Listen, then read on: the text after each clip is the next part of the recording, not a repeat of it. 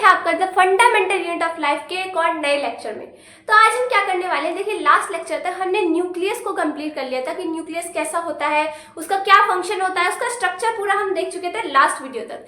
आज के वीडियो में हम क्या करेंगे, आज के वीडियो में हम साइटोप्लाज्म को देखेंगे और सेल ऑर्गेनल्स में हम एंडोप्लाज्मिक रेटिकुलम के बारे में पढ़ने वाले हैं। ठीक है, तो लेक्चर को स्टार्ट करते हैं। तो सबसे पहले हम देखेंगे कि साइटोप्लाज्म क्या होता है। देखिए सेल हमने बनाई थी, सेल में हमने कहा था कि सेल की क्या होती है, बाउंड्री होती है, और हमने कहा था फिर उसके अंदर होता है न्यूक्लियस। अब देखिए ये जो सेल की बाउंड्री है, यानी कि मैं कह सकती हूँ ये क्या है, ये सेल मेम्ब्रेन है। सेल मेम्ब्रेन होती है आउटर कवरिंग हमारे सेल की, और अंदर ये न्यूक्लियस है, अंदर न्यूक्लियस है। अब देखो न्यूक्लियस के चारों तरफ आपको एक खाली स्पेस दिखाई दे रहा है, यानी कि सेल मेम्ब्रेन के बीच में और न्यूक्लियर मेम्ब्रेन के बीच में, न्यूक्लियस या फिर न्यूक्लियर मेम्ब्रेन कह सकती हूँ, तो सेल मेम्ब्रेन के और न्यूक्लियर मेम्ब्रेन के बीच में कुछ खाली स्पेस है। अब क्या ये खाली ही होता है? नहीं भाई, ये खाली नहीं होता है। जो न्यूक्लियर मेम्ब्रेन और सेल मेम्ब्रेन के बीच का स्पेस होता है उसमें भरा हुआ होता है लिक्विड, यानी कि सेल के अंदर क्या भरा हुआ है, सेल के अंदर कुछ लिक्विड भरा हुआ है, और उस लिक्विड को मैं कहती हूँ साइटोप्लाज्म। दोबारा से सुनिए, सेल क्या है, सेल के अंदर कुछ खाली स्पेस है जिसके अंदर क्या भरा हुआ है, जिसके अंदर मेरे लिक्विड पार्ट भरा हुआ है, लिक्विड भरा हुआ है, उस लिक्विड को बोला जाता है साइटोप्लाज्म। तो what is cytoplasm? Cytoplasm is the liquid part in the cell. Cell के अंदर लिक्विड पार्ट जो है वो क्या है, हमारा साइटोप्लाज्म। बट यहाँ पे एक आता है कि साइटोप्लाज्म सारा अंदर का लिक्विड नहीं है, सारा अंदर का लिक्विड नहीं है। मैंने आपको ये बताया था कि न्यूक्लियस के अंदर भी उसका खुद का लिक्विड होता है जिसको हम न्यूक्लियोप्लाज्म कहते हैं, यानी कि सेल के अंदर उसका लिक्विड है और उसके अंदर जो न्यूक्लियस है, अब इस न्यूक्लियस के अंदर भी इसका खुद का लिक्विड है जिसको हम क्या कहते हैं, न्यूक्लियोप्लाज्म कहते हैं। तो साइटोप्लाज्म का मतलब होता है सेल के अंदर का सारा लिक्विड न्यूक्लियोप्लाज्म को छोड़कर। न्यूक्लियोप्लाज्म को अगर मैं हटा दूं तो सेल के अंदर जितना भी लिक्विड बचेगा उसको मैं कहूंगी कि वो है मेरा क्या, साइटोप्लाज्म। तो मेरी सही डेफिनेशन क्या होगी, the liquid part in the cell except, किसको छोड़ करके, एक्सेप्ट द न्यूक्लियोप्लाज्म, न्यूक्लियोप्लाज्म को छोड़ करके। बात समझ में आई? अब देखिए इस साइटोप्लाज्म के अलावा दो टर्म्स और आते हैं, एक आता है प्रोटोप्लाज्म, पहला टर्म आता है प्रोटोप्लाज्म, और एक आता है प्रोटोप्लास्ट, प्रोटोप्लाज्म, और एक आता है प्रोटोप्लास्ट। ठीक है, अब देखिए जैसे कि मैंने कहा कि साइटोप्लाज्म का मतलब है कि अगर मैं न्यूक्लियोप्लाज्म को हटा दूं तो क्या होगा, जो बाकी लिक्विड है वो साइटोप्लाज्म है। लेकिन अगर मैं कहूं कि साइटोप्लाज्म, जो ये साइटोप्लाज्म है, ठीक है, इसके साथ साथ मैं न्यूक्लियोप्लाज्म भी ले लूं, यानी कि न्यूक्लियस का भी जितना लिक्विड है वो भी ले लूं, अब मैं कह सकती हूँ सेल के अंदर का सारा लिक्विड, जो भी सारा लिक्विड है ना, सब ले लिया, न्यूक्लियस का भी ले लिया, सेल का भी ले लिया, जितना भी मेरा लिक्विड है वो सब क्या है, वो सब कहलाएगा प्रोटोप्लाज्म। ठीक है, तो प्रोटोप्लाज्म क्या है, सेल का सारा लिक्विड। साइटोप्लाज्म क्या है, साइटोप्लाज्म है सेल का लिक्विड न्यूक्लियोप्लाज्म को छोड़ करके, और न्यूक्लियोप्लाज्म क्या है, न्यूक्लियस के अंदर का लिक्विड है जो न्यूक्लियस ने अपने अंदर रख रखा है, वो है न्यूक्लियोप्लाज्म। ठीक है, अब ये जो तीसरी टर्म है क्या है, प्रोटोप्लास्ट। अब इस प्रोटोप्लास्ट का क्या मतलब होता है, देखिए अगर मैं कहूं कि साइटोप्लाज्म प्लस में न्यूक्लियोप्लाज्म, ठीक है, अभी तक तो ऐसे ही चल रहा है, ऊपर जैसे साइटोप्लाज्म और न्यूक्लियोप्लाज्म, लेकिन साथ में मैं सेल मेम्ब्रेन भी जोड़ दूं, साथ में क्या कहूं मैं, सेल मेम्ब्रेन भी जोड़ दूं, तो अब इन तीनों को कलेक्टिवली बोला जाता है प्रोटोप्लास्ट। क्या बोला जाता है, प्रोटोप्लास्ट। प्रोटोप्लाज्म सिर्फ लिक्विड वाला पार्ट, साइटोप्लाज्म प्लस न्यूक्लियोप्लाज्म, और प्रोटोप्लास्ट का मतलब है साइटोप्लाज्म प्लस में न्यूक्लियोप्लाज्म प्लस में सेल मेम्ब्रेन भी साथ में। अब इसमें क्या नहीं है, प्रोटोप्लास्ट के अंदर सेल वॉल नहीं आती, सेल वॉल को छोड़कर, यानी कि मैं कह सकती हूँ प्रोटोप्लाज्म में सेल वॉल जो है, सेल वॉल एब्सेंट होती है। सेल वॉल को छोड़ करके जो रीजन है उसको मैंने बोला कि वो क्या है मेरा, वो है मेरा प्रोटोप्लास्ट।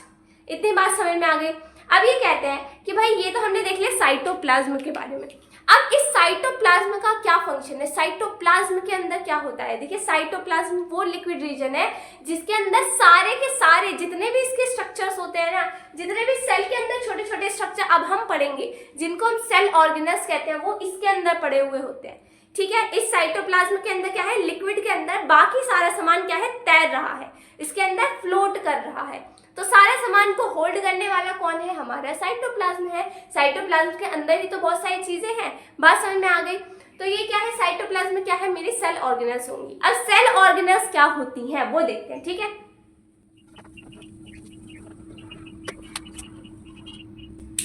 ठीक है, तो अब क्या देखेंगे, अब देखेंगे सेल ऑर्गेनल्स क्या होती है। अब सेल ऑर्गेनल्स क्या होती है, देखिए हम जब सेल के अंदर गए थे, भाई हमने सेल के घर के अंदर हम गए और हमने सबसे पहले सेल के गेट सेल का जो दरवाजा था उसको खटखटाया, सेल का गेट खटखटाया। और सेल का गेट क्या था, सेल का गेट था ये सेल मेम्ब्रेन, ये सेल मेम्ब्रेन या फिर मैं कह सकती हूँ सेल वॉल जो थी। सेल मेम्ब्रेन और सेल वॉल क्या थी, हमारे सेल का दरवाजा थी। अब जैसे ही मैंने गेट खटखटाया तो सबसे पहले हमारे सेल के अंदर जो सबसे बुजुर्ग, सबसे बड़ा, सबसे मुखिया था वो बाहर निकल करके आया। कौन निकल करके आया, वो था हमारा इसके अंदर का न्यूक्लियस। ठीक है, न्यूक्लियस क्या है, घर के बड़े दादाजी जो सबसे बड़े हैं, जो सारे घर को संभालते हैं। ठीक है, तो इसमें क्या है कि हमारे जो सेल है, सेल के दरवाजे को जब खटखटाया, यानी कि सबसे बाहर वाली चीज कौन सी थी, सेल मेम्ब्रेन और सेल वॉल। इसके अंदर भी इसके दादाजी बैठे हुए थे जिसका नाम क्या था, इसका नाम था न्यूक्लियस। क्या नाम था, न्यूक्लियस। न्यूक्लियस क्या कर रहा था, सारी सेल की एक्टिविटीज को कंट्रोल कर रहा था मेरा न्यूक्लियस।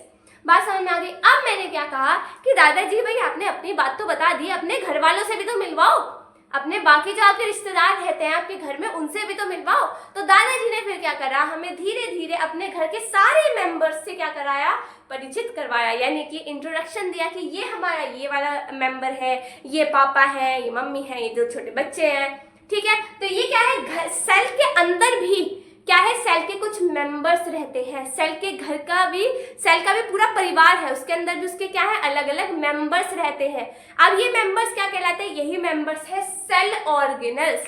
सेल ऑर्गेनल्स यानी कि सेल के अंदर बहुत छोटे छोटे स्ट्रक्चर्स मिलते हैं, सेल के अंदर बहुत छोटे छोटे स्ट्रक्चर्स मिलते हैं, जिसमें कि मेन तो है ये न्यूक्लियस। ये दादाजी भी तो घर के मेंबर ही है, लेकिन वो क्या है, वो मुखिया है, वो ज्यादा मेन है, हमने उनको पहले पढ़ा था।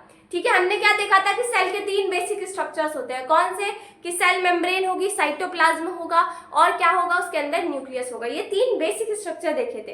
तो दादाजी तो मेन है, यानी कि न्यूक्लियस तो मेन है, वो हम पहले कवर कर चुके हैं, लेकिन है तो दादाजी भी मेंबर है ना, यानी कि ये न्यूक्लियस जो है ये भी सेल का एक छोटा वाला हिस्से में से एक है। ऐसे ही न्यूक्लियस के अलावा भी यहाँ पर बहुत छोटे छोटे छोटे छोटे स्ट्रक्चर्स मिलते हैं जिनको हम सेल ऑर्गेनल्स कहते हैं। तो मैं क्या कह सकती हूँ कि सेल ऑर्गेनल्स आर डिफरेंट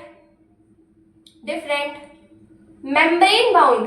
कैसे होते हैं, मेम्ब्रेन से कवर्ड होते हैं, मेम्ब्रेन बाउंड स्ट्रक्चर्स। क्या है, डिफरेंट स्मॉल, क्या है, अलग अलग छोटे छोटे मेम्ब्रेन बाउंड स्ट्रक्चर्स हैं। क्या है, छोटे छोटे मेम्ब्रेन से बंधे हुए स्ट्रक्चर्स हैं जो हमारे साइटोप्लाज्म के अंदर रहते हैं। अब ये सेल ऑर्गेनल्स क्या करते हैं, भाई क्यों सेल ऑर्गेनल्स सेल को रखने की जरूरत पड़ती है, तो आपके घर में अलग अलग मेंबर्स क्या करते हैं, भाई अलग अलग मेंबर्स अलग अलग काम करते हैं। पापा जाते हैं काम पर, वो पैसे कमा करके लाते हैं, मम्मी घर में खाना बनाती है, ये सब काम करते हैं। तुम क्या करते हो, तुम पढ़ाई करते हो, तुम्हें करनी चाहिए पढ़ाई, ठीक है, तो तुम सबके अलग अलग काम है ना, सारे मेंबर्स के अलग अलग काम है।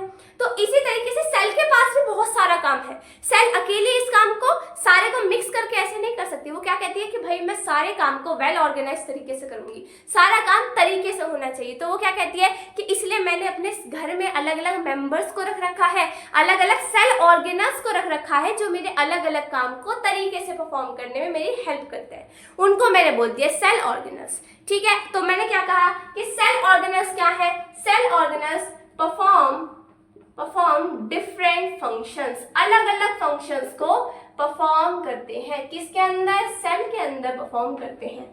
अब इसी में आपके एनसीईआरटी एक लाइन देती है कि भाई मेम्ब्रेन्स जो होती है ना, ये मैंने कहा क्या, मेम्ब्रेन बाउंड स्ट्रक्चर्स है, यानी कि इसके अंदर जो छोटे छोटे स्ट्रक्चर है ना वो भी कवर्ड है अपनी अपनी मेम्ब्रेन में। जैसे कि सेल मेम्ब्रेन थी, ऐसे ही सेल मेम्ब्रेन के अंदर जो ऑर्गेनल्स है ना वो भी ऐसे होंगे, ऐसे ऐसे ऐसे, जैसे आपने न्यूक्लियस देखा था ना, न्यूक्लियस कैसा था, डबल मेम्ब्रेनस स्ट्रक्चर था। इसी तरीके से सेल के अंदर और भी बहुत सारे ऑर्गेनल्स हैं जो किससे कवर्ड है, जो मेम्ब्रेन से कवर्ड है।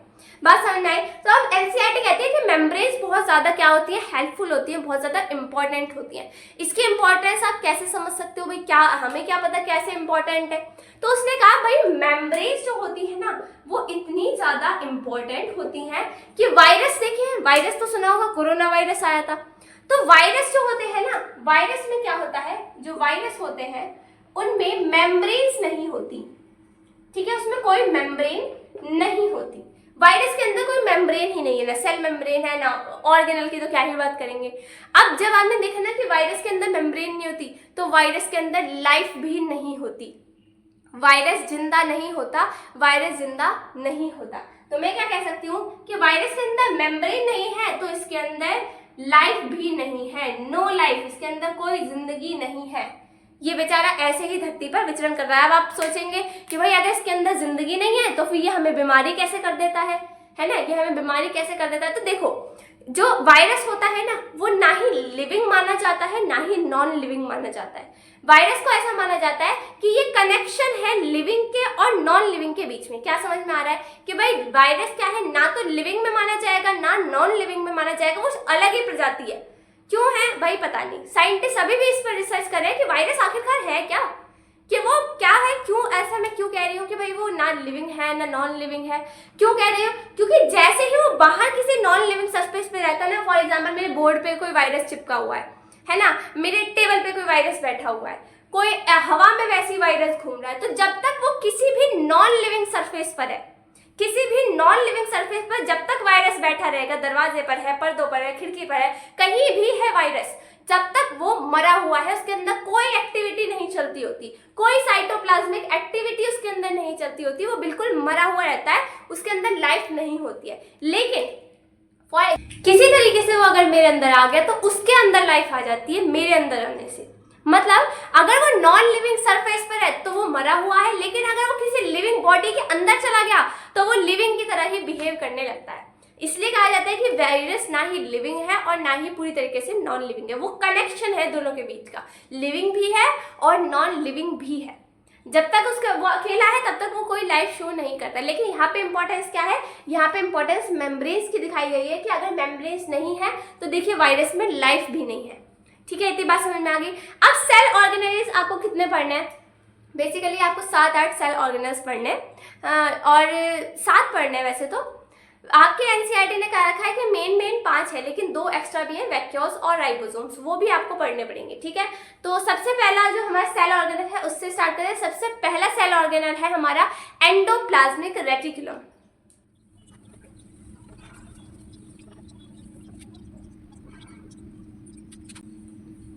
देखिए तो सबसे पहले हमारा जो सेल ऑर्गेनल है वो है एंडोप्लाज्मिक रेटिकुलम। अब एंडोप्लाज्मिक रेटिकुलम का क्या मतलब होता है पहले ये देखते हैं। सबसे पहले तो देख लेते हैं कि ई आर है, तो मैं इसे लिख सकती हूँ ई आर से, मैं इसे रिप्रेजेंट करूंगी जहां भी लिखूंगी endoplasmic reticulum is equals to E R. ठीक है, अब इसका मतलब देखते हैं। इसका मतलब होता है, देखिए एंडो, एंडो का मतलब क्या होता है, एंडो का मतलब होता है अंदर या फिर इनसाइड, तो एंडो का मतलब है इनसाइड, इनसाइड। ठीक है, और प्लाज्मिक का मतलब यहाँ पे है साइटोप्लाज्म। क्या है, साइटोप्लाज्म। और रेटिकुलम, रेटिकुलम का मतलब क्या होता है, रेटिकुलम का मतलब होता है नेटवर्क। क्या होता है, नेटवर्क। अब देखो तीनों वर्ड्स को जोड़ो, क्या है, साइटोप्लाज्म के अंदर, साइटोप्लाज्म के अंदर एक नेटवर्क जैसा स्ट्रक्चर है जिसको बोला जाता है एंडोप्लाज्मिक रेटिकुलम। कहाँ होता है ये, अब वहीं देखते हैं। देखिए मैं क्या कर रही हूँ, यहाँ पे मैं न्यूक्लियस बना रही हूँ। ठीक है, ये मैं न्यूक्लियस बना रही हूँ, सेल नहीं है, न्यूक्लियस है। ठीक है, ये बन गया मेरा न्यूक्लियस। अब मैंने क्या कहा कि न्यूक्लियस की जो आउटर मेम्ब्रेन थी ना, ये वाली जो आउटर मेम्ब्रेन थी, इस आउटर मेम्ब्रेन से कुछ स्ट्रक्चर इस तरीके का निकलना स्टार्ट हुआ।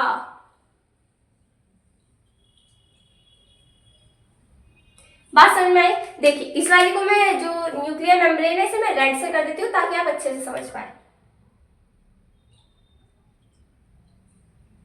ठीक है, तो ये क्या है, यहां से मैंने देखा कि न्यूक्लियस था मेरे पास, और स्ट्रक्चर निकलने लगे। देखिए कुछ ऐसे ट्यूब्स जैसे स्ट्रक्चर मेरे अलग से निकलने लगे। अब ये क्या है, ये न्यूक्लियस के मैंने तो एक साइड बना के दिखाया है। देखो सोचो न्यूक्लियस राउंडेड है, न्यूक्लियस राउंडेड है, जस्ट इमेजिन न्यूक्लियस क्या है, राउंडेड है, और राउंडेड के साइड में अलग अलग इधर से भी जैसे मेरा राउंडेड न्यूक्लियस है, इसके इधर से भी मेरा ऐसे कुछ जाल जैसा स्ट्रक्चर निकल रहा है, ऊपर से भी निकल रहा है, इधर से भी निकल रहा है ना, पीछे से भी निकल रहा है मेरे न्यूक्लियस के, यानी कि न्यूक्लियस के चारों तरफ से इस तरीके के स्ट्रक्चर निकल रहे हैं। ठीक है, जैसे कि आप स्क्रीन पर देखेंगे इसी तरीके का कुछ देखने में लगता है कि न्यूक्लियस के चारों तरफ क्या है, न्यूक्लियस के चारों तरफ एक जाल जैसा बिछ गया है, कुछ ऐसा नेटवर्क जैसा बन गया है। तो क्या है कि एंडोप्लाज्मिक रेटिकुलम क्या है, न्यूक्लियस से कनेक्टेड कुछ ऐसी ट्यूब्स जैसे स्ट्रक्चर निकल जाते हैं जिनको मैं बोलती हूँ एंडोप्लाज्मिक रेटिकुलम। तो एंडोप्लाज्मिक रेटिकुलम किससे कनेक्टेड है, एंडोप्लाज्मिक रेटिकुलम कनेक्टेड है मेरे एक साइड में न्यूक्लियस के, न्यूक्लियस से भी किससे, आउटर मेम्ब्रेन से, न्यूक्लियस की आउटर मेम्ब्रेन से कनेक्टेड होता है मेरा एंडोप्लाज्मिक रेटिकुलम। ठीक है, अब देखिए एंडोप्लाज्मिक रेटिकुलम की ये मेम्ब्रेन्स है, जो बाहर वाली देख रहे हैं ना आप, ये क्या है, इसकी मेम्ब्रेन्स है, और इसकी मेम्ब्रेन्स जो होती है ना वो मेम्ब्रेन सिमिलर होती है, किसके जैसी होती है इसकी membrane, similar to plasma membrane, यानी कि जो सेल मेम्ब्रेन होती है ना इसी के जैसी इसकी भी मेम्ब्रेन होती है। बात समझ में आई? तो क्या है, एंडोप्लाज्मिक रेटिकुलम की जो आउटर मेम्ब्रेन्स होती हैं वो प्लाज्मा मेम्ब्रेन से सिमिलर होती हैं, प्लाज्मा मेम्ब्रेन के जैसी होती हैं। अब ये जो आप एंडोप्लाज्मिक रेटिकुलम देखते हैं ना, ये दो तरीके के स्ट्रक्चर में मिल सकता है।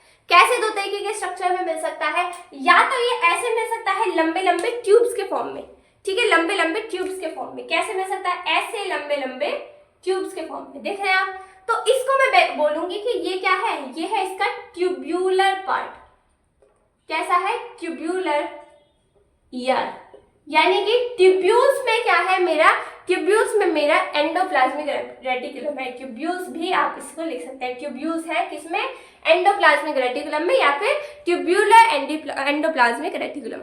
और कौन सी शेप में मिलता है, एक इस शेप में भी मिल सकता है, गोल गोल बैग जैसे, ऑब्लोंग बैग्स, ऑब्लोंग बैग्स आपने आपके एनसीईआरटी से लिखा है, क्या है ये, ऑब्लोंग बैग्स जैसे स्ट्रक्चर है, या फिर मैं इसी को कह सकती हूँ कि ये वेसिकल्स है। क्या है, वेसिकल्स है। देखो क्या देखा कि एंडोप्लाज्मिक रेटिकुलम क्या है, जाल जैसा स्ट्रक्चर है, न्यूक्लियस से एक साइड में कनेक्टेड है। अब ये दो तरीके की शेप्स में मिल सकता है। कैसी शेप्स में मिल सकता है, या तो ये ट्यूब्स जैसी फॉर्म में हो तो मैंने इसे बोल दिया ट्यूब्यूल्स हैं, ये ट्यूब्यूल्स हैं ये, और अगर ये गोल गोल ऐसे बैग जैसे स्ट्रक्चर है तो मैंने बोल दिया कि ऑब्लोंग बैग्स हैं, या फिर क्या है, ये वेसिकल्स हैं। बात समझ में आ गई इतनी। अब मैंने क्या कहा कि भाई जो एंडोप्लाज्मिक रेटिकुलम है इसके भी कुछ टाइप्स होते हैं। एंडोप्लाज्मिक रेटिकुलम भी दो तरीके का मेरे पास एंडोप्लाज्मिक रेटिकुलम हो सकता है। कितने तरीके का हो सकता है, दो तरीके का एंडोप्लाज्मिक रेटिकुलम हो सकता है। इसे यहाँ से हटा देते हैं, ठीक है। कौन से दो तरीके का हो सकता है, अब लिखिए यहाँ पे टाइप्स ऑफ एंडोप्लाज्मिक रेटिकुलम। कितने टाइप के हो सकता है भाई, दो टाइप का हो सकता है। पहला हो सकता है रफ एंडोप्लाज्मिक रेटिकुलम। क्या हो सकता है, रफ एंडोप्लाज्मिक रेटिकुलम, ठीक है। और दूसरा कौन सा हो सकता है, दूसरा हो सकता है इसी का उल्टा, रफ का smooth endoplasmic reticulum, endoplasmic reticulum. तो मैंने क्या कहा, दो तरीके के मेरे एंडोप्लाज्मिक रेटिकुलम, कौन सा, रफ एंडोप्लाज्मिक रेटिकुलम और स्मूथ एंडोप्लाज्मिक रेटिकुलम। अब भाई मैंने रफ और स्मूथ क्यों कह रही, ठीक है। तो सबसे पहले देखते हैं कि जो रफ एंडोप्लाज्मिक रेटिकुलम है भाई मैं उसे रफ कह ही क्यों रही हूँ।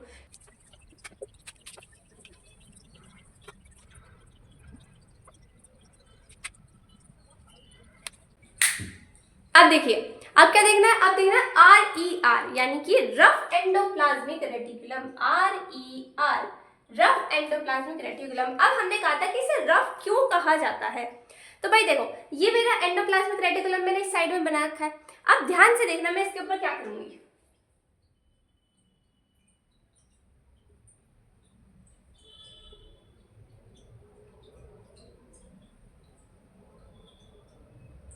अब देखो मैंने क्या करा, मैंने इस एंडोप्लाज्मिक रेटिकुलम के सरफेस पर कुछ डॉट डॉट डॉट डॉट जैसे स्ट्रक्चर दिखा दिए। अब देखो ये कैसा दिख रहा है, ये अब सोचो एक आपके पास स्मूथ स्ट्रक्चर था, या फिर सोचो आपके पास आपका कॉपी का पेपर था, आपने पेपर के ऊपर ला करके बहुत सारे स्टोन्स रख दिए। अब जब आपने स्टोन्स रख दिए तो पेपर कैसे दिखने लगा? पेपर तो स्मूथ लगने लगा, सॉरी पेपर तो रफ लगने लगा। पहले कैसा लग रहा था? स्मूथ पेपर था, लेकिन जैसे ही आपने उसके ऊपर स्टोन्स ला करके रखे तो वो कैसा हो गया? वो रफ लगने लग गया। तो मैंने क्या कहा कि रफ एंडोप्लाज्मिक रेटिकुलम जो होता है ना, वो स्मूथ नहीं होता, इट लुक्स रफ। कैसा लगता है? ये रफ लगता है, खुरदरा लगता है। अब रफ क्यों लग रहा है ये? Because of small particles present on its surface, यानी कि उसके सरफेस पर छोटे छोटे क्या प्रेजेंट है? छोटे छोटे पार्टिकल्स प्रेजेंट है। ठीक है, इसलिए क्या लग रहा है? इसलिए मेरा रफ एंडोप्लाज्मिक रेटिकुलम कैसा लग रहा है? रफ लग रहा है। एंडोप्लाज्मिक रेटिकुलम रफ लग रहा है, इसलिए वो रफ एंडोप्लाज्मिक रेटिकुलम कहलाएगा। अब बात ये है कि भाई ये छोटे छोटे पार्टिकल्स जो है, ये छोटे छोटे पार्टिकल्स यहाँ पे आए कहाँ से और ये है क्या? तो सही में ये जो पार्टिकल्स होते हैं ना, स्मॉल पार्टिकल्स, इन छोटे छोटे पार्टिकल्स का नाम होता है राइबोसोम्स। क्या बोला जाता है? राइबोसोम्स। देखो छोटे छोटे पार्टिकल्स जो एंडोप्लाज्मिक रेटिकुलम के ऊपर है, उनका नाम होता है राइबोसोम्स। अब ये राइबोसोम्स क्या होते हैं? ये भाई बहुत छोटे छोटे गोल गोल स्ट्रक्चर होता है, ये तो आपने भी देख लिया। लेकिन क्या है एक्चुअल में ये राइबोसोम जो है ना, it is also a cell organelle. It is also a cell organelle. ये अपने आप में एक सेल ऑर्गेनल है। मैंने बोला था ना कि एनसीईआरटी ने कह रखा है 5 मेन ऑर्गेनल, लेकिन बीच में एक ही राइबोसोम भी तो आ गया। एंडोप्लाज्मिक रेटिकुलम के अंदर एक राइबोसोम भी तो है, तो ये भी एक सेल ऑर्गेनल है। एक्चुअल में क्या होता है? ये राइबोसोम जो होता है ना, इसका एक काम होता है। क्या काम होता है? ये प्रोटीन का सिंथेसिस करता है। क्या करता है? प्रोटीन का सिंथेसिस करता है। यानी कि सेल के अंदर जो प्रोटीन बनाने वाला सेल ऑर्गेनल है वो है राइबोसोम। इसका काम है प्रोटीन को बनाना। अब खुद सोचो, एंडोप्लाज्मिक रेटिकुलम खुद एक सेल ऑर्गेनल है और राइबोसोम सेल ऑर्गेनल के अंदर भी सेल ऑर्गेनल है, सेल ऑर्गेनल के ऊपर सेल ऑर्गेनल है, यानी कि सेल ऑर्गेनल के अंदर सेल ऑर्गेनल है। तो इसीलिए राइबोसोम को ये बोला जाता है it is organelle with in organelle, यानी कि ऑर्गेनल के अंदर भी ऑर्गेनल जो प्रेजेंट होता है उसको बोला जाता है राइबोसोम। बात समझ में आई? तो अब देखो रफ एंडोप्लाज्मिक रेटिकुलम फिर से देखो क्यों कहा? क्योंकि इसका सरफेस हमें देखने में रफ लगता है। रफ क्यों लगता है? क्योंकि इसके ऊपर छोटे छोटे पार्टिकल्स प्रेजेंट है। वो पार्टिकल्स क्या है? वो पार्टिकल्स राइबोसोम्स हैं। और राइबोसोम्स क्या करते हैं? राइबोसोम प्रोटीन का सिंथेसिस करते हैं, खुद एक सेल ऑर्गेनल है। और organelle within cell organelle इन्हें कहा जाता है क्योंकि ये किसी और ऑर्गेनल के ऊपर प्रेजेंट होते हैं। ये बात समझ में आ गई? तो अब मैं क्या कह सकती हूँ? क्या मैं ये कह सकती हूँ कि जो RER है उसमें क्या हो रहा है? उसमें प्रोटीन का सिंथेसिस हो रहा है, क्योंकि कहीं ना कहीं इसके ऊपर जैसे ही RER है तो उन्होंने प्रोटीन का सिंथेसिस करना स्टार्ट कर दिया। यानी कि राइबोसोम की वजह से RER जो है वो क्या करता है? प्रोटीन का सिंथेसिस करता है। फंक्शन ऑफ द RER क्या है? Protein synthesis. RER प्रोटीन का सिंथेसिस करता है। ठीक है, ये बात समझ में आ गई? ये है RER के बारे में। अब देखते हैं SER क्या होता है। अब देखिए अब क्या है? अब है SER या फिर स्मूथ एंडोप्लाज्मिक रेटिकुलम। अब भाई मैंने इसे स्मूथ क्यों कहा? देखो एक साइड ये वाली थी, ये वाली, ये क्या था? ये था RER, क्योंकि इधर देखो, इधर राइबोसोम प्रेजेंट है और ये रफ दिख रहा है। लेकिन दूसरी साइड देखो, ये वाला जो पार्ट है, ये वाला पार्ट कैसा है? ये वाला पार्ट ऐसा है जो स्मूथ लग रहा है, जिस पर राइबोसोम प्रेजेंट नहीं है। तो मैं क्या कह सकती हूँ कि जो स्मूथ एंडोप्लाज्मिक रेटिकुलम होता है वो ER का वो वाला पार्ट है जो देखने में मुझे कैसा लग रहा है? स्मूथ लग रहा है, लुक्स स्मूथ लग रहा है। क्यों लग रहा है? Because of absence of ribosome, क्योंकि यहाँ पे राइबोसोम नहीं है। Absence of ribosomes. जब राइबोसोम्स नहीं होंगे तो ER कैसा लगेगा? ER मुझे देखने में स्मूथ लगेगा। अब भाई इसके पास SER के पास राइबोसोम तो है नहीं, यानी कि ये प्रोटीन का सिंथेसिस नहीं करता। फिर SER का क्या काम होता है? देखिए SER का काम होता है जैसे RER प्रोटीन बना रहा था, ऐसे ये भी कुछ ना कुछ बनाता है। क्या बनाता है? ये मैन्युफैक्चर करता है, यानी कि बनाता है। मैन्युफैक्चर क्या करता है? लिपिड्स का सिंथेसिस करता है, या फिर मैं लिपिड को कह सकती हूँ फैट मॉलिक्यूल्स का सिंथेसिस करता है। ठीक है, फैट मॉलिक्यूल, लिपिड्स ही क्या होते हैं, लिपिड्स ही फैट मॉलिक्यूल्स होते हैं।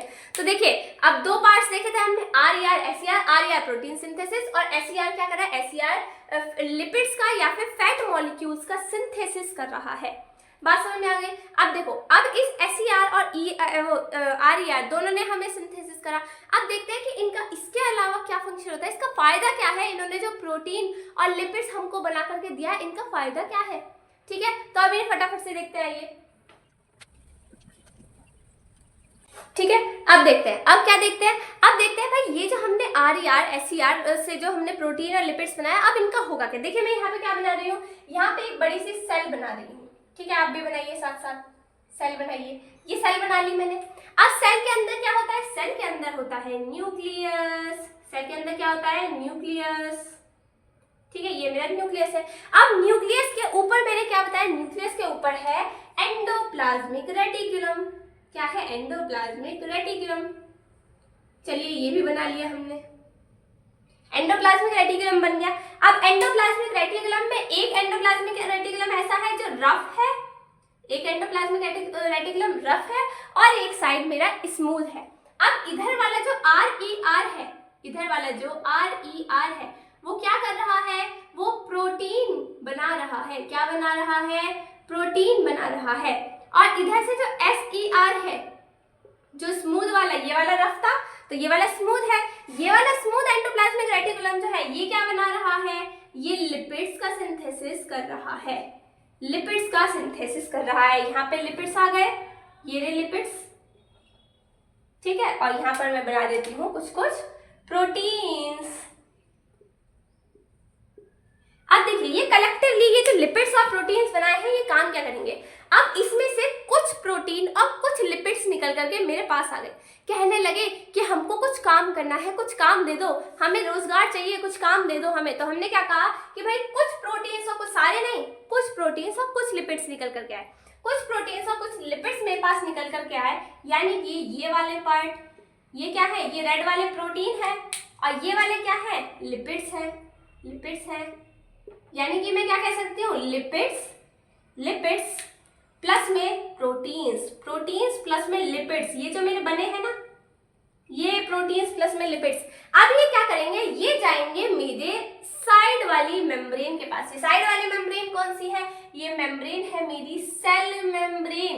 और याद करो सेल मेम्ब्रेन पढ़ते टाइम एक बात बताई थी कि सेल मेम्ब्रेन किसकी बनी हुई होती है, सेल मेम्ब्रेन बनती है प्रोटीन्स की और लिपिड्स की। अब यहाँ पे भी क्या बन रहा है, प्रोटीन्स और लिपिड्स, यानी कि ये जो प्रोटीन्स और लिपिड्स बने हैं ना, इसमें से क्या होगा, जो सारा लिपिड्स और प्रोटीन बना था उसमें से कुछ प्रोटीन और लिपिड यहाँ पर आ गया, दोनों कंबाइन करे और किसके पास गए, मेम्ब्रेन के पास गए और मेम्ब्रेन को इन्होंने बनाने में हेल्प करी। उसके लिए इन्होंने सामान दिया कि लिपिड्स और प्रोटीन्स हम दे रहे हैं, मेम्ब्रेन का सिंथेसिस करो, मेम्ब्रेन को बनाना शुरू करो। तो मैं क्या कह सकती हूँ कि इन्होंने क्या करा, इन्होंने करा मेम्ब्रेन का फॉर्मेशन। कौन सी मेम्ब्रेन का, सेल मेम्ब्रेन का फॉर्मेशन, सेल मेम्ब्रेन का फॉर्मेशन। ठीक है, अब जब इन्होंने सेल मेम्ब्रेन का फॉर्मेशन करा तो मैंने क्या कहा कि भाई तुमने इतना अच्छा काम करा है, इसको कुछ शाही सा नाम देते हैं, इसको कुछ रॉयल नाम देते हैं। और मैंने क्या कहा कि आपसे मैं सेल मेम्ब्रेन के फॉर्मेशन को कहूंगी मेम्ब्रेन, मेम्ब्रेन बायोजेनेसिस, बायोजेनेसिस। बात समझ में आई। तो अब देखा, एक हमने क्या देखा फंक्शन कि जो लिपिड्स और प्रोटीन्स बने थे वो जब कंबाइन करते हैं तो वो सेल मेम्ब्रेन के फॉर्मेशन में हेल्प करते हैं। यानी कि एक क्या काम हो गया, मेम्ब्रेन बायोजेनेसिस का काम एंडोप्लाज्मिक रेटिकुलम करता है कलेक्टिवली। बात समझ में आई। और क्या होता है, अब ये जो बाकी मैंने कहा था ना, सारे नहीं आए, यहाँ पे कुछ प्रोटीन्स और लिपिड्स ने क्या करा, सेल मेम्ब्रेन बनाई। अब बाकी के जो लिपिड्स और प्रोटीन्स है वो क्या करते हैं, तो जो बचे हुए सम प्रोटीन्स और लिपिड्स है, कहाँ लिखूं, यहाँ लिख देते हैं। ठीक है, some proteins and lipids, some proteins, P से protein, and some lipids, some lipids क्या करते हैं, दे फॉर्म हार्मोन्स। क्या बनाते हैं, हार्मोन्स बनाते हैं। हार्मोन्स क्या होते हैं, हार्मोन्स क्या होते हैं, पढ़े हैं। हार्मोन्स क्या होते हैं, हमारी बॉडी में ब्लड में कुछ केमिकल्स आते हैं, कुछ केमिकल्स होते हैं जो अलग अलग फंक्शन को परफॉर्म करते हैं। जैसे कि ग्रोथ हार्मोन हो गया, ग्रोथ करवाता है। एक तरीके के ये समझिए केमिकल्स होते हैं कुछ हमारे हार्मोन्स जो ब्लड के अंदर रहते हैं। ठीक है, हार्मोन्स बनाते हैं, या फिर मैं कह सकती हूँ कुछ एंजाइम्स भी बना, चलो एंजाइम्स को छोड़िए, आपकी बुक में हार्मोन्स है तो बस हार्मोन्स पढ़िए, एंजाइम फिर एंजाइम नहीं पता होगा एंजाइम क्या होते हैं, ठीक है। तो हार्मोन्स बनाते हैं, अलग अलग तरीके के हार्मोन्स को बनाने में ये हेल्प करते हैं। तो कुछ प्रोटीन्स और लिपिड्स ने मेम्ब्रेन का बायोजेनेसिस कर दिया, कुछ प्रोटीन्स और लिपिड्स ने अलग अलग क्या बना दिए, हार्मोन्स हमारी बॉडी में बना दिए। और अब हमने एक और इसका इंपॉर्टेंट फंक्शन देखा, क्या इंपॉर्टेंट फंक्शन देखा कि भाई जो एंडोप्लाज्मिक रेटिकुलम होता है ना, बहुत इंपॉर्टेंट फंक्शन प्ले करता है। क्या इंपॉर्टेंट फंक्शन प्ले करता है कि ये जो प्रोटीन्स और लिपिड्स है ना, इन प्रोटीन्स और लिपिड्स को पैक कर करके मतलब कि इनको बांध करके, ये इसने अपने आसपास क्या बनाया, प्रोटीन्स और लिपिड्स बनाए। अब इनको ये क्या करता है, ये इनको पैक करके ऐसे, ठीक है, इनको ट्रांसपोर्ट करने में हेल्प करता है। ये लिपिड्स पैक हो गए एक उसमें पाउच में, अब इसको क्या करेगा, इसको इधर से इधर ले जाने में, इधर से इधर ले जाने में, यानी कि सेल में अगर मुझे प्रोटीन्स और लिपिड्स को क्या करवाना है, ट्रांसपोर्ट करवाना है, तो उसमें भी कौन हेल्प करता है, उसमें हेल्प करता है एंडोप्लाज्मिक रेटिकुलम। और भी चीजें ट्रांसपोर्ट करने में ये हमारी हेल्प करता है। तो एक फंक्शन ये हो गया, पहला वाला, एक ये हो गया, एक ये हो गया, और तीसरा फंक्शन यहाँ लिखते हैं, हेल्प्स टू ट्रांसपोर्ट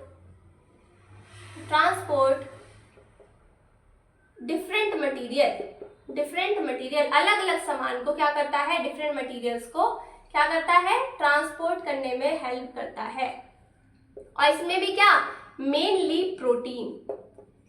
प्रोटीन को ये ट्रांसपोर्ट करने में हमारी हेल्प करता है, ठीक है। ये 3 फंक्शन हो गए। अब एक फंक्शन और होता है इसका, और क्या फंक्शन होता है भाई, ये कहाँ लिखते हैं, कहाँ लिखूं, यहाँ लिख देती हूँ, ठीक है। ये क्या करता है, ये हमारा साइटोप्लाज्मिक क्या बनाता है, साइटोप्लाज्मिक फ्रेमवर्क को बनाता है। अब ये साइटोप्लाज्मिक फ्रेमवर्क क्या होता है भाई, हमारी बॉडी का फ्रेमवर्क क्या है, हमारा स्केलेटन। हमारा स्केलेटन जो है हमारी पूरी बॉडी का क्या है, फ्रेमवर्क है, यानी कि हमारी बॉडी को शेप दे रहा है, हमारी बॉडी को साइज दे रहा है, अलग अलग फंक्शंस को परफॉर्म कर रहा है। तो ये जो एंडोप्लाज्मिक रेटिकुलम है, ये भी मैंने क्या कहा था, नेट जैसा स्ट्रक्चर है, जाल जैसा स्ट्रक्चर है, और पूरी की पूरी हमारी सेल में फैला हुआ है।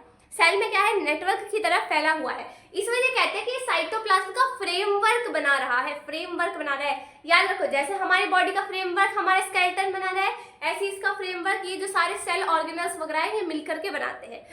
उसमें हमारा एंडोप्लाज्मिक रेटिकुलम भी आता है। बात समझ में आ गई होगी इतनी। अब फ्रेमवर्क बना रहा है तो क्या करता है, ये फ्रेमवर्क बना रहा है तो क्या करता है, साथ में ये क्या करता है, surface provide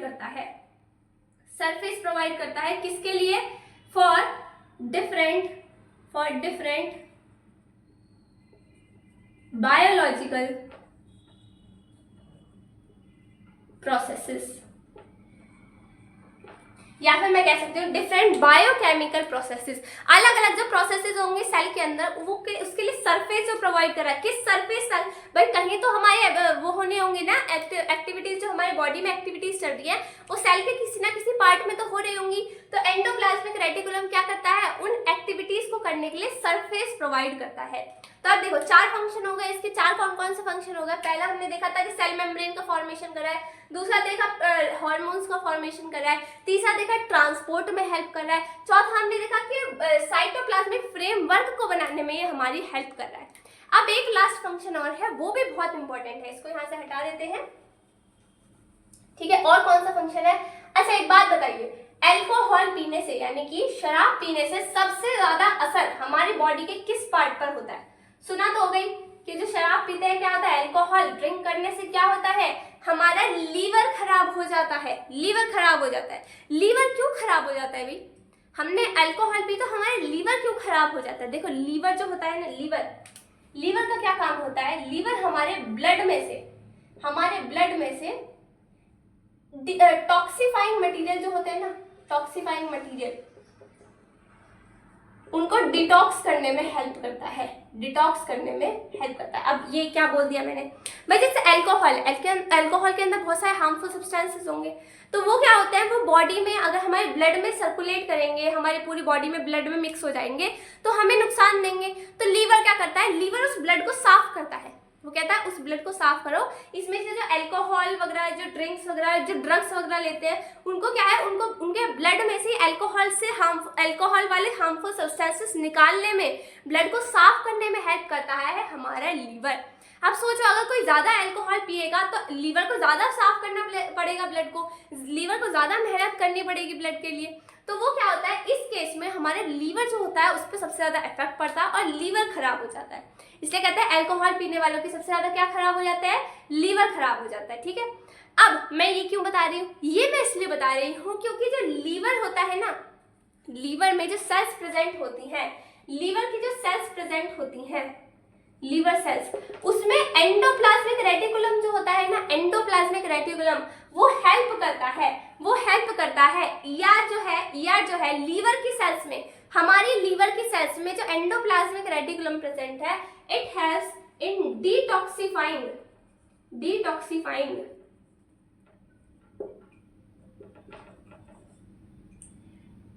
the drugs and alcohol.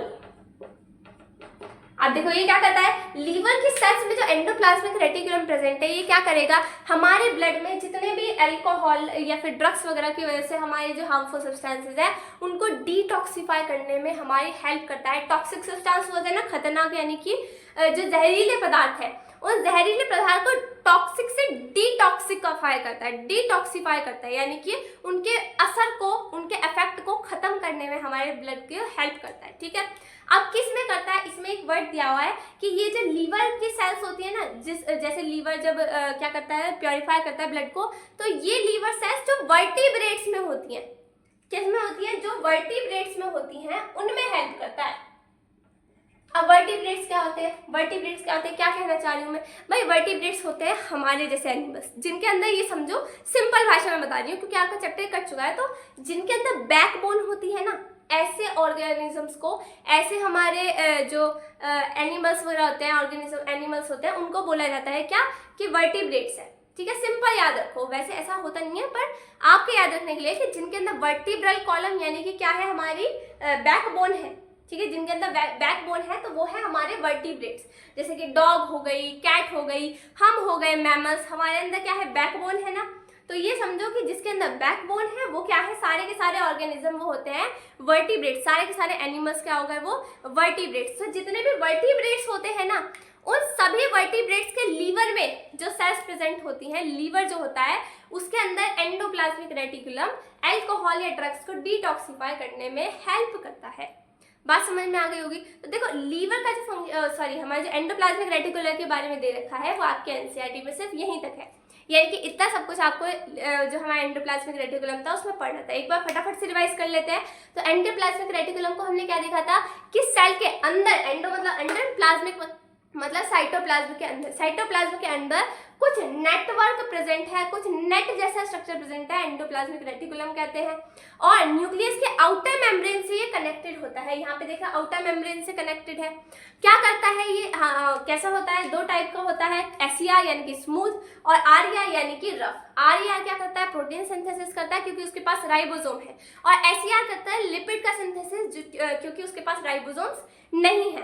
अब इन तीनों का हमने फंक्शन देखा था कि भाई पांच हमने मेनली फंक्शन देखे हैं। क्या फंक्शन देखे हैं कि वो सेल मेम्ब्रेन का सिंथेसिस करेगा, साथ में ट्रांसपोर्ट में हेल्प करेगा, और क्या करेगा, यहाँ से कुछ हार्मोन्स बनाएगा, और सेल का फ्रेमवर्क फॉर्म करेगा, और साथ में लीवर सेल्स में डिटॉक्सिफाइंग का भी हेल्प करता है। ठीक है, तो इतनी बात, आई होप आपकी बात समझ में आ गई होगी। नेक्स्ट वीडियो में हम और अदर सेल ऑर्गेनेल्स के बारे में पढ़ेंगे। Till then, thank you very much.